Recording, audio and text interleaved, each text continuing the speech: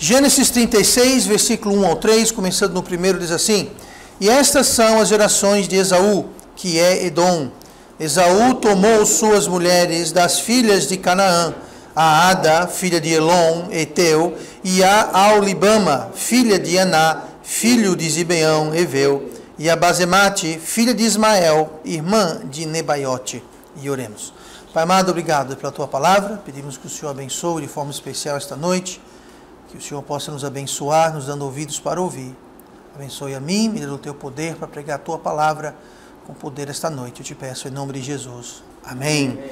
E vamos então nos sentar e estamos de volta para o nosso estudo sobre Gênesis 36, onde estamos traçando o tema central neste capítulo de a carne segundo Esaú. A carne segundo Esaú. Todo o capítulo 36, ele está focalizando Esaú, a vida de Esaú, e a gente pergunta por que Deus dedicou todo um capítulo para a vida de Esaú.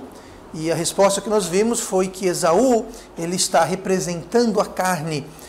Deus está fazendo um contraste com a vida entre Jacó e Esaú. Esaú, um homem perdido, um homem não salvo, representa a carne, e Jacó se tornou Israel, que é um homem salvo, porém tem lá os seus problemas, como nós temos visto, encarou várias provações e teve uma vida muito difícil, até esse momento especialmente, muitas tribulações, muitas tormentas na vida dele, mas ele era um homem salvo.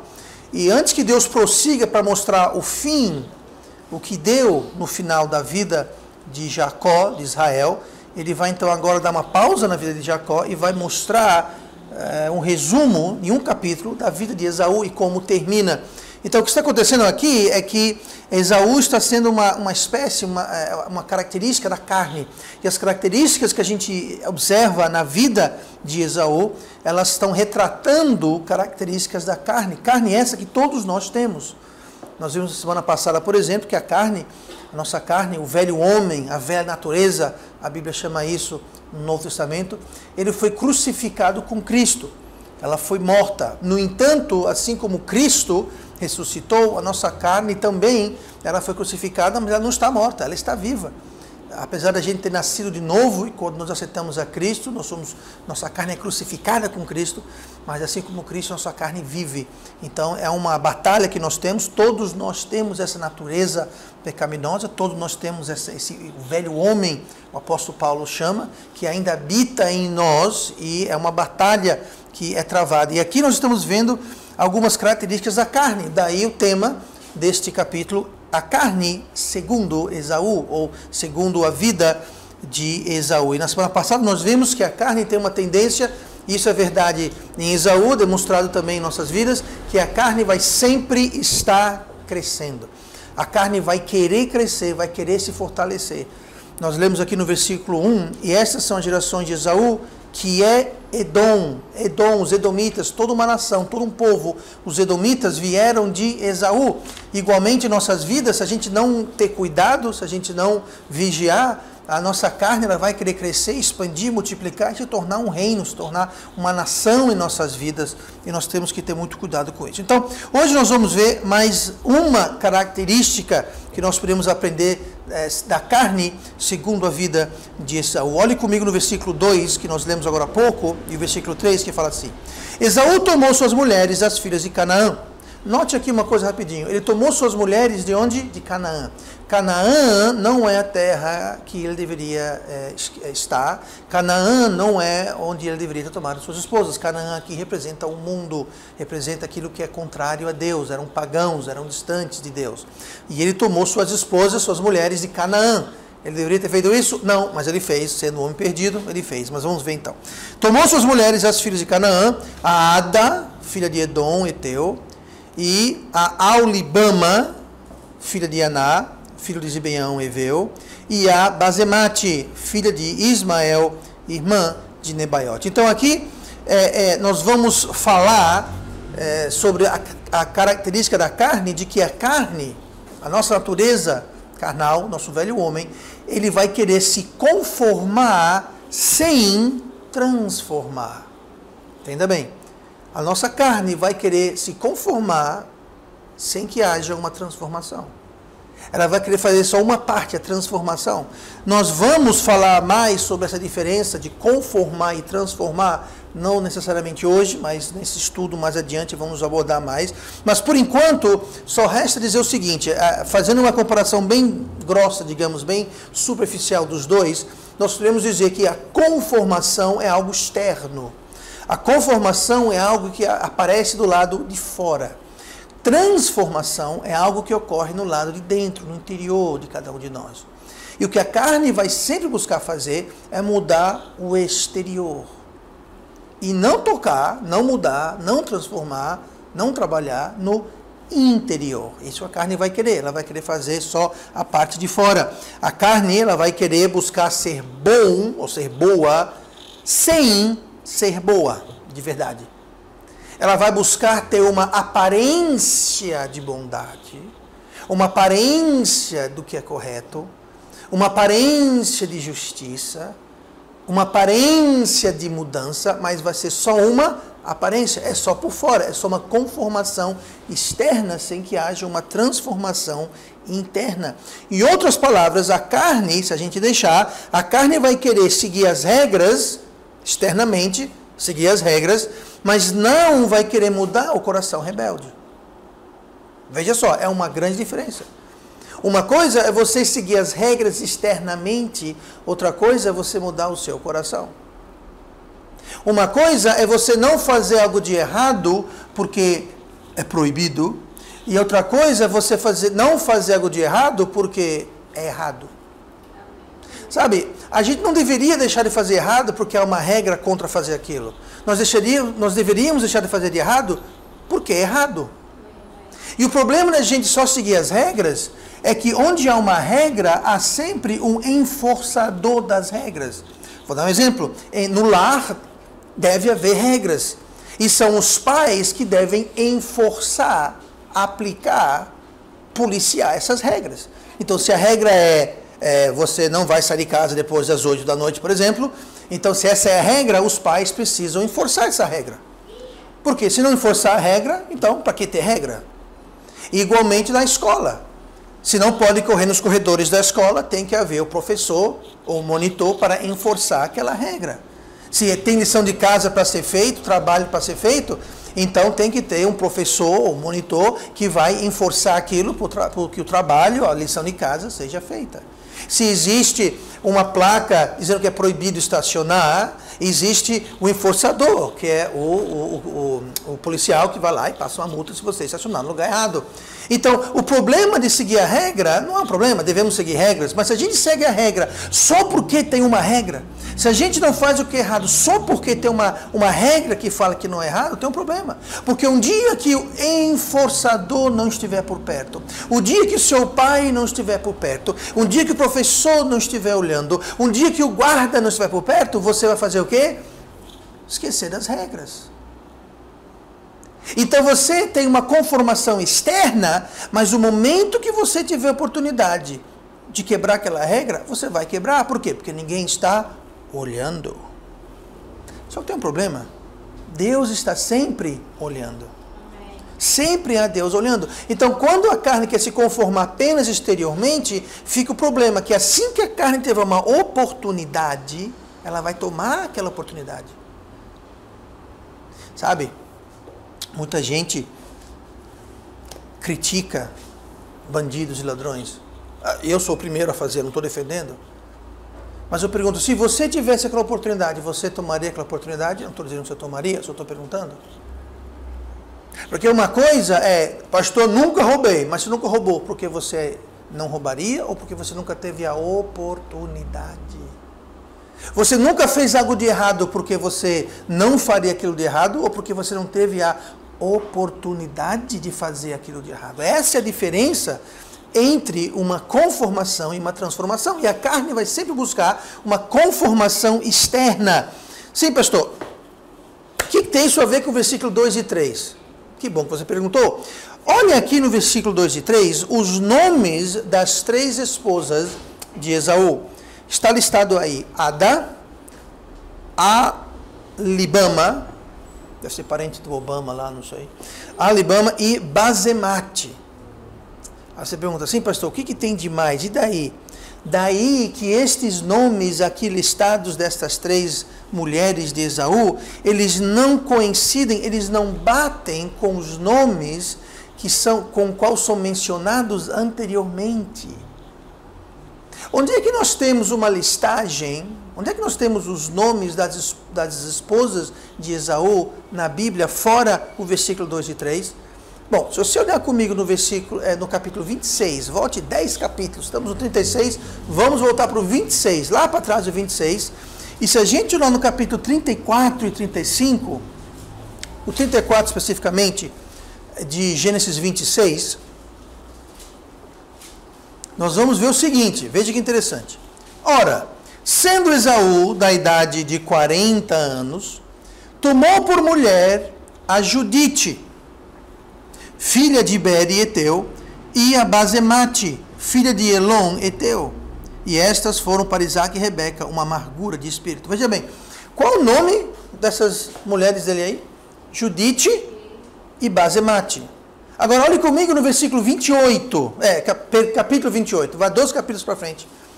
Capítulo 28 e versículo 9, fala assim: foi Esaú a Ismael e tomou para si por mulher, além das suas mulheres, a Maalate, filha de Ismael, filho de Abraão, irmã de Nebaiote.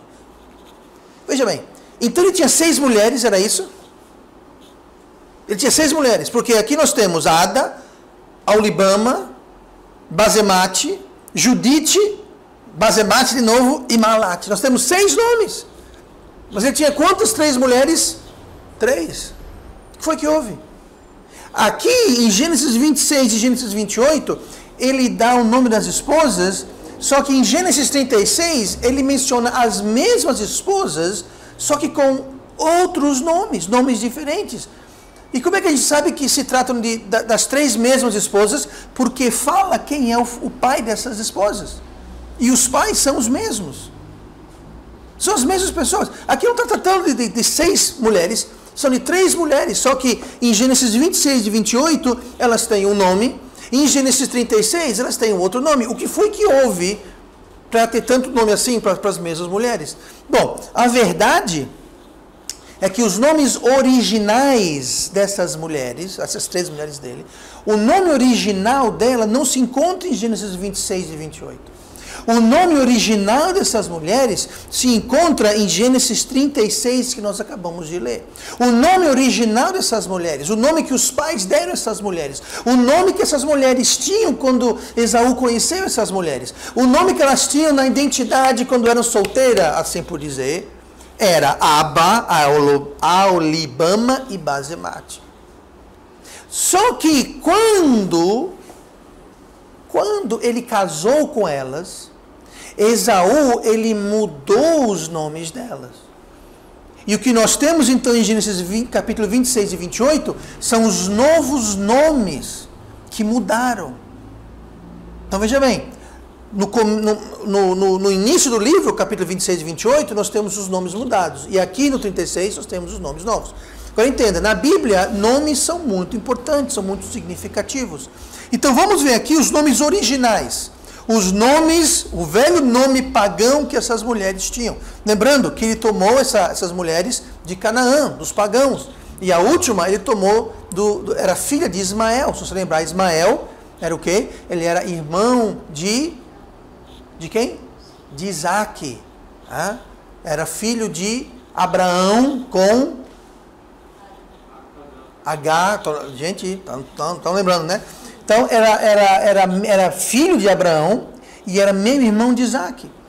Então, ele foi para Ismael e tomou uma filha dele. Não deveria ter ido. Tá? Deus não queria essas 2 nações juntas. Tá? Mas tudo bem. Então, vamos lá. O que significa Ada? Lembrando que o nome original, o nome pagão original, que os pais dessas mulheres deu para elas, era Ada, Aholibama e Basemate. Quer dizer o quê? Ada significa congregação.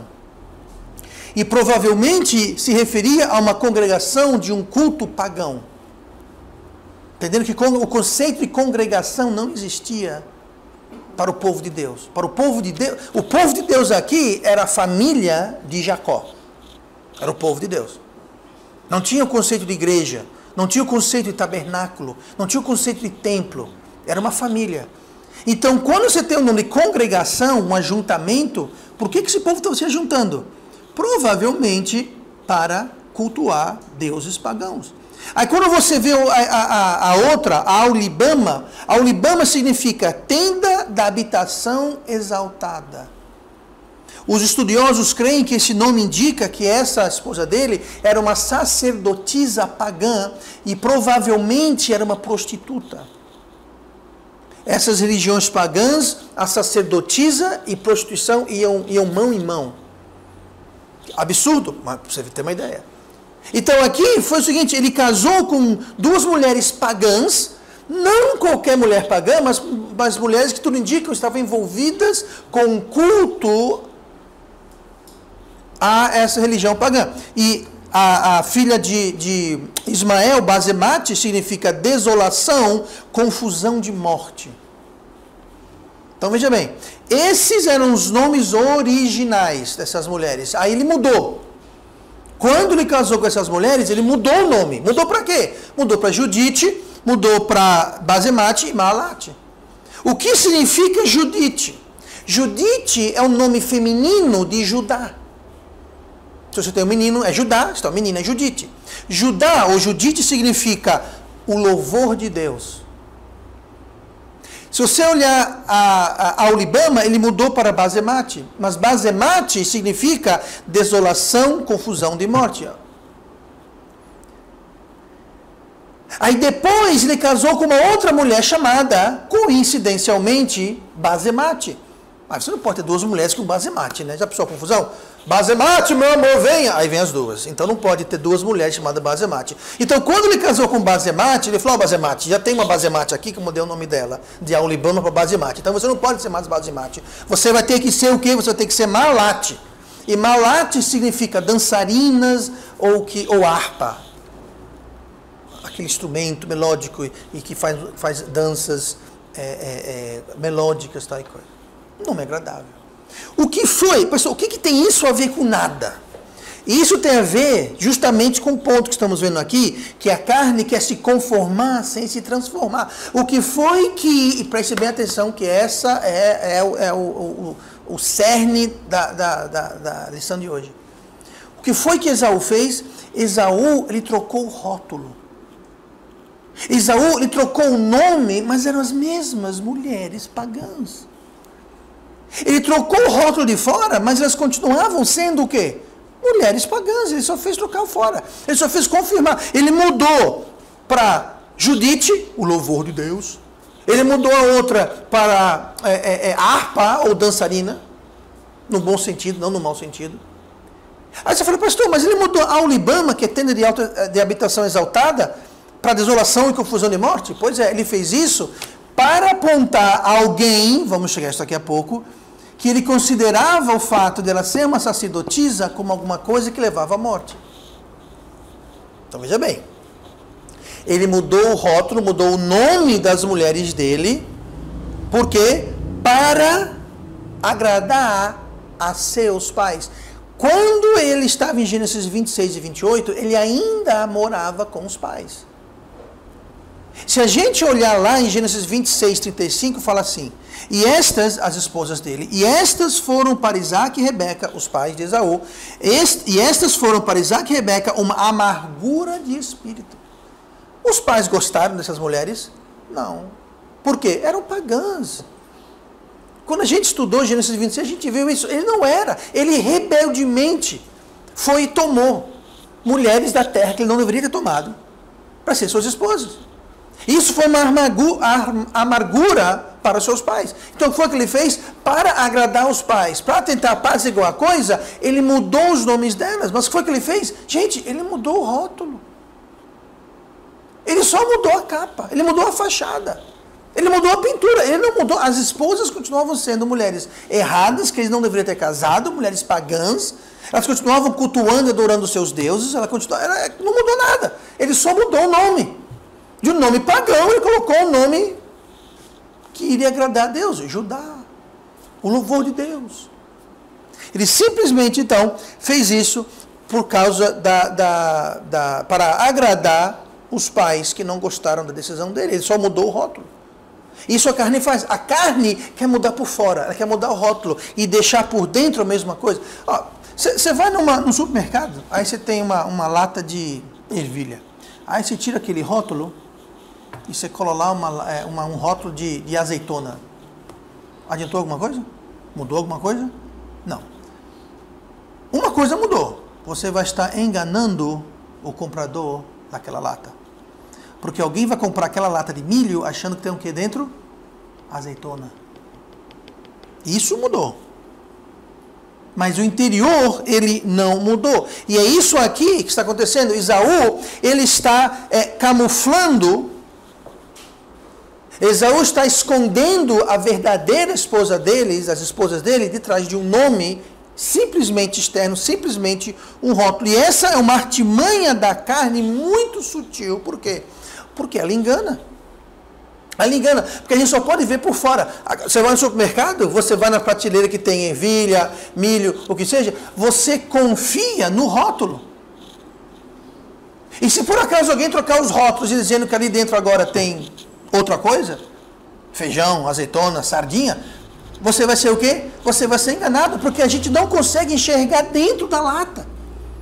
Se fosse de vidro, a gente via um rótulo de azeitona, mas a gente via um milho dentro e a gente via que havia um erro. A gente via que havia um problema. Mas quando é enlatado, a gente não consegue enxergar dentro da lata. A gente só consegue ler o rótulo que está de fora. E o problema é que nós, como seres humanos, nós não temos como enxergar o coração das pessoas. Nós não temos como enxergar ou ler dentro o que está dentro do coração das pessoas. Nós só podemos ver o que está o quê? No rótulo de fora.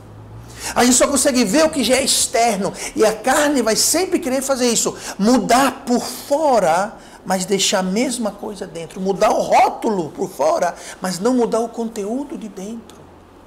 A carne gosta de fazer isso. E é uma artimanha perigosa, porque é exatamente engano que sobrevém. E é muito sutil.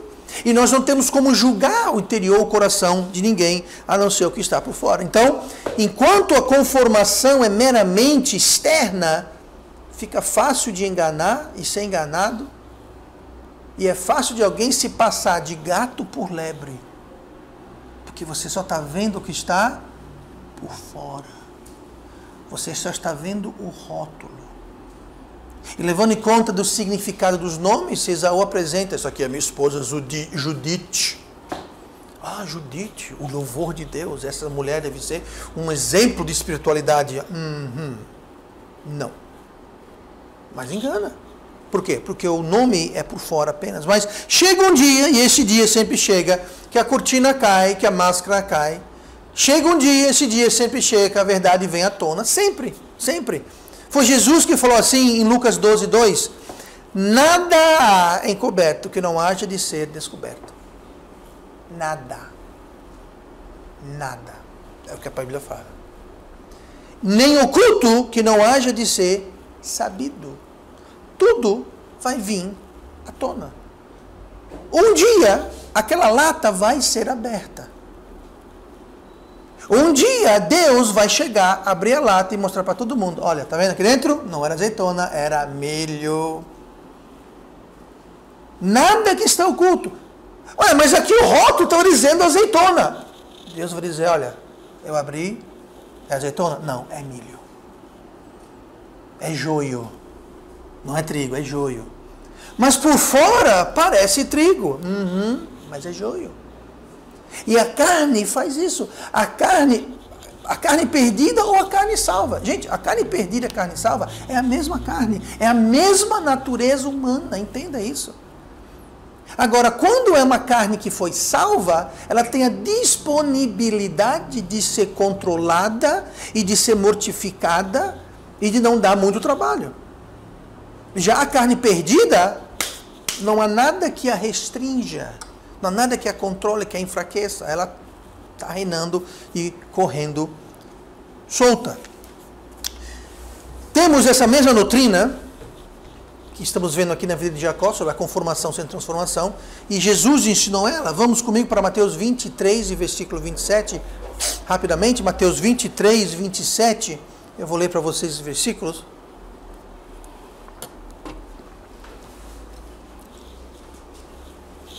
Que diz assim: ai de vós, escribas e fariseus, hipócritas, pois sois semelhantes aos sepulcros caiados, que por fora realmente parecem formosos, mas interiormente estão cheios de ossos de mortos e de toda a imundícia. Não é isso aqui que a gente está falando? Não é isso que aconteceu? Esaú veio com as suas esposas podres, digamos assim, passou um cal, ficaram formosas, supostamente, o nome era para tapear, para enganar, para mostrar que elas não eram pagãs, que eram pagãs, mas para mostrar que não eram. Nada mais era do que sepulcros caiados. Sepulcros era um lugar que você colocava os mortos, como fosse um vaso, que você colocava os ossos dos mortos. Aí eles pintavam por fora e ficavam lindos de morrer. Pois sois semelhantes aos sepulcros caiados, que por fora realmente parecem formosos. Fica a coisa mais linda por fora. Por fora, mas dentro, interiormente, estão cheios de ossos de mortos e toda a imundícia. Isso aqui que ele falou. Hipócritas, Jesus falou. Hipócritas. Hipocrisia nada mais é, preste bem atenção, hipocrisia nada mais é do que a carne se camuflando de espiritual. É isso que é. Hipocrisia nada mais é do que a carne querendo se passar, se camuflar de ser espiritual. Aí a pessoa tem toda aquela pose, todo aquele linguajar, toda aquela aparência, mas é só por fora. É só por fora. É só na frente do pastor, na frente dos irmãos. Porque quando não tem pastor nem irmão por perto, ele rouba, fofoca, inveja, é desonesto, mente, engana, trapaça, tira vantagem. Por quê? Porque isso é que está aqui dentro. É hipócrita. Ele está só tapeando. Está só fazendo... A palavra hipócritas, como nós sabemos, é a palavra hipócritos, é a palavra grega para ator, dramaturgo. Tá? Alguém que faz filme, faz teatro, é um hipócrita. Por quê? Porque ele está fazendo papel de um personagem. Pois é, o hipócrita quer dizer justamente isso. E Paulo, ele fala o seguinte, 2 Timóteo 3, versículo 5, agora veja bem, 2 Timóteo 3, do versículo 1 em diante, Paulo dá uma lista de características de pessoas não muito salutares. Mas no final ele fala assim, tendo aparência de piedade, veja bem, aparência, por fora, exterior, tendo aparência de piedade, mas negando a eficácia. Ou seja, negando o poder dela. Dela o quê? Da piedade. Então eles têm aparência, mas é uma aparência vazia, não tem poder. Porque o poder da piedade vem de dentro para fora. E aqui ele fala que estes tendo aparência de piedade, mas negando a eficácia dela. Aí termina assim, destes, afaste-se. Destes, quem? De pessoas hipócritas, de pessoas que se conformam por fora, mas por dentro não mudam. Por quê, pastor? Porque toda hipocrisia, toda conformação externa, sem uma transformação interna, todo engano, porque isso é engano, você querer mudar o rótulo da lata de milho para colocar, para a pessoa pensar que é azeitona, isso é engano. Todo engano, toda hipocrisia, toda conformação meramente externa, ela sempre tem em alvo, tem uma meta de ganhar alguma vantagem. Ninguém engana alguém de graça. Entenda isso. Todo engano, toda hipocrisia tem um alvo, tem uma meta. Busca ganhar alguma vantagem, alguma coisa. Ninguém engana de graça. Ninguém engana por enganar. Não, alguma coisa tem. Ele quer ser visto de forma diferente, ele quer ser visto melhor do que ele realmente é. Ele quer enganar você para tomar vantagem de alguma forma de você. Ele quer ganhar sua confiança para poder explorar você de algum modo. Alguma coisa é. Quer se aproveitar de você. Jovens, Quando chega aquele galã assim, parecido com eu, aquela voz de trovão, aquele papo de amor, aquele papo que quer ter uma família com você, que você é razão. Pega leve, que quando a esmola é grande, o cego esperto desconfia. Mas por que ele quer me enganar? Bobinha você. Está me entendendo? Quando chega alguém já essas pessoas que ligam para você e falam, nós temos aqui um empréstimo pré-aprovado para você, você pode pedir, você vai ter 10 mil reais na sua conta bancária, está pré-aprovado, é só você assinar. Oba, que maravilha, vai ver os juros, vai ver a taxa de juros, você vai passar o resto da vida pagando aqueles 10 mil reais, vai morrer, vai ficar pagando seus filhos, seus netos, vai vender sua alma, os seus órgãos, tudinho, vai ficar o resto da vida pagando aqueles 10 mil, 5 mil, 500 reais, seja lá o que for.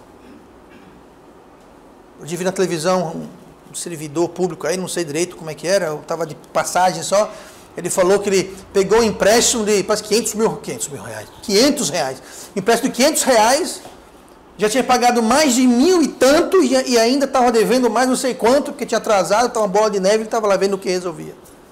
Na hora parecia uma boa ideia, né? Mas rapidinho, senhor, assina aqui que o dinheiro está na sua mão.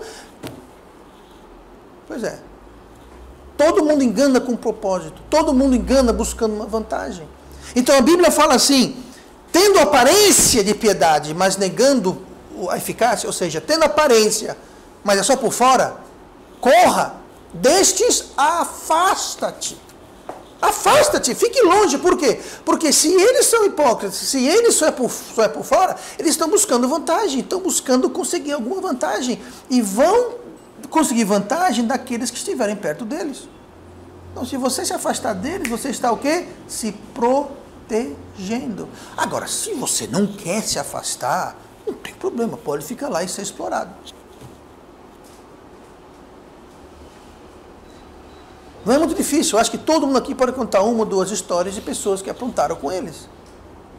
A Bíblia fala, de tais pessoas, se afasta, é a melhor coisa que a gente pode fazer. Esaú aqui, o que ele esperava ganhar com esse teatro todo? Vamos voltar para Esaú. O que ele ganhava? Por que ele fez isso? Por que ele queria agradar os seus pais ao ponto de mudar o nome das esposas? Ele queria agradar porque ele ainda tinha esperança, porque ele morava com os pais, em Gênesis 26 e 28, ele morava com os pais dele. Lembrando que ele foi trapaceado da sua bênção, da sua primogenitura, da sua herança. Ele estava vendo com o desaparecimento de Jacó. Lembra que ele fugiu, desapareceu? Por 20 anos Jacó sumiu, ninguém sabia onde é que ele estava. Bom, a mãe sabia que ele estava com o tio, mas ninguém sabia direito onde é que ele estava. Então o que foi que aconteceu? Ele estava querendo agradar os pais, ele estava querendo enganar os pais. Ele queria fazer suas esposas pagãs se passar por esposas maravilhosas, mudando o nome delas, para ver se ele conseguia, de alguma forma, ganhar alguma coisa da herança que ele havia perdido. Bom, meu irmão sumiu, ele me trapaceou, os meus pais estão chateados que eu casei com essas mulheres pagãs, deixa eu mudar o nome delas. Judite, e não sei o que mais, não sei o que mais. Aí foi mudando, para quê? Para ver se ele ganhava alguma coisa dos pais. Já em Gênesis 36 que nós lemos, ele não está mais morando com os pais, ele já tem as suas terras, já tem o seu exército, tem o seu gado, suas riquezas, ele não precisa mais dos pais. Aí o que foi que aconteceu com o nome das esposas dele, o nome que ele havia mudado? Eles reverteram. Não mais é Judite. Não mais os nomes que ele mudou, voltou tudo ao nome original. Por quê? Porque ele não precisa mais enganar os pais, porque ele já tem o que ele quer e viu que os pais não iam dar herança nenhuma mais para ele de todo jeito. E é isso que acontece com as pessoas que se conformam por fora. Mais cedo ou mais tarde, ou Deus abre a lata, outra coisa acontece, eles não precisam mais de você. Jacó não precisava mais agradar os pais, porque ele já tinha o que ele queria, a riqueza, o gado, ele já tinha. E quando a pessoa não precisa mais de você, a coisa reverte tudo ao que era antes, aquela conformação externa, ela desfaz. Porque a conformação externa só fica quando existe uma transformação interna para concretizar. Quando não há aquele concreto da transformação interna, fica só naquela conformação externa, aquilo mais cedo ou mais tarde cai. Por isso que a gente observa, infelizmente, pessoas quando deixam a igreja, dão um tchau para Deus, elas não precisam mais tapear o pastor, ou o irmão, ou o pai, ou a mãe. Por quê? Não estão mais na igreja. Aí você vê que eles revertem ao que eles eram antes de vir para a igreja. Isso é observável, científico até, infelizmente. As pessoas voltam aos mesmos hábitos e costumes, aos mesmos pecados de antes. Provando o quê? Provando que aquilo foi só uma conformação carnal externa, mas nunca houve uma mudança interna. Então, quando a lata abre, ou eles não precisam mais, volta tudo. E não é difícil você ver alguém que algum tempo atrás, alguns anos atrás, estava no nosso meio, você olha assim e você vê a pessoa igual ao mundo. Reverteu, voltou tudo o que era antes. Por quê? Porque a conformação era só uma conformação carnal. Não era uma conformação espiritual que refletia uma transformação interna. Era uma conformação externa e carnal para se conformar buscando alguma vantagem. Quando não está mais interessado na vantagem, a conformação evapora-se e cai por terra. Ou vai pelos ares, né? Porque evaporar vai para cima, não cai para terra. Sejamos coerentes. Na realidade, nunca houve mudança de verdade. Nunca houve uma mudança fruto de uma convicção. Nunca houve uma mudança de coração. Era literalmente para inglês ver. Era só para inglês ver, era só para show. Não tinha substância nenhuma. Retornou-se tudo. Tinha um alvo, tinha uma finalidade. Mudou o alvo, mudou a finalidade, mudou a conformação. Mudou o externo. Nunca foi para Deus, nunca foi de um coração rendido. Agora, a triste realidade de tais pessoas, como nós veremos com Esaú também, a triste realidade de Esaú, são duas coisas. Número 1, Provérbios 26, 11. Como o cão torna a seu vômito, assim o tolo repete a sua estultícia. São tolos, carnais, que repetem, assim como o cão volta para o seu vômito. É aquela pessoa que muda por um motivo carnal e depois desmuda e volta para o vômito. Outro exemplo, 2 Pedro 2,20, diz assim: porquanto se, depois de terem escapado das corrupções do mundo pelo conhecimento do Senhor e Salvador Jesus Cristo, forem outra vez envolvidos nelas e vencidos, tornou-se-lhes o último estado pior do que o primeiro. Quando essas pessoas voltam ao primeiro estado, quando aquela conformação carnal de interesse externa cai, elas vão voltar. E elas vão voltar para um estado pior do que o primeiro. Pior. Não é uma coisa boa, sabe? Ser comparado a um cão que retorna para o seu vômito, a um tolo que repete a estultícia. O segundo estado é pior do que... Isso não são coisas boas. Por quê? Porque essas pessoas, elas foram, a Bíblia fala aqui, elas escaparam das corrupções do mundo pelo conhecimento de Jesus Cristo. Elas foram dado o quê? Muito. E delas muito será cobrado. Por isso que o segundo estado vai ser pior do que o primeiro. Porque o primeiro estado, elas não tinham conhecimento. No segundo estado, elas tiveram conhecimento. Muito lhes foi dado. E elas, mesmo assim, voltaram ao vômito. Vai lhes custar muito mais caro. E o segundo estado é pior do que o primeiro. Nada de se orgulhar. Nada de contar vantagem. Nada de ficar se gabando por aí. Nada de ficar postando na internet. Nada de ficar contando vantagem para os outros. Muito pelo contrário. Muito pelo contrário. A situação muito perigosa que eles têm. Resumindo, por que crentes, irmãos, por que filhos, por que cônjuges mudam de repente? Pastor, meu filho e minha filha de repente. O meu meu esposo, minha esposa, de repente. Gente, não é de repente. Não é de repente. Na verdade, eles sempre foram aquilo. Mas por fora eles usavam uma máscara. Uma capa que era apenas algo externo. Não havia substância, não havia raiz, era só folha, não tinha fruto. Era só uma capa, um rótulo. E às vezes conseguiram enganar. Por isso que a gente tem que ter muito cuidado nessa questão de casamento, gente. Que a gente às vezes casa com azeitona pensando que é milho. A gente casa com uma coisa e não sabe que é outra. A gente tem que ter Deus, falar, Deus, me mostra essa lata que tem aí dentro, Deus. Eu estou vendo o rótulo, mas abra essa lata aí, porque casamento é sério, gente. Casamento não é brincadeira, não. E muita gente, às vezes a lata nem rótulo tem. Serve. Mas não. Mas a verdade é que essas pessoas que mudam de repente, não é de repente. Elas estavam só usando uma capa. Por dentro, nunca mudaram. Mesmo coração rebelde, mesmo espírito rebelde, mesma desobediência, mesmo egoísmo, tudo, não mudou nada, só botou aquela capa, botou uma gravata, pegou uma Bíblia, botou embaixo do braço. Gente, nada contra botar uma gravata e uma Bíblia embaixo do braço, mas se o seu cristianismo, o cristianismo de alguém é isso, é uma gravata, um terno, um paz do Senhor, uma Bíblia tamanho família embaixo do braço, se isso é o cristianismo, gente, você tem que abrir a lata de vez em quando, só que a gente não tem como abrir a lata. Temos que haver transformação. Nós vamos ver mais coisas da natureza carnal segundo Esaú. E vamos orar. Pai amado, Deus...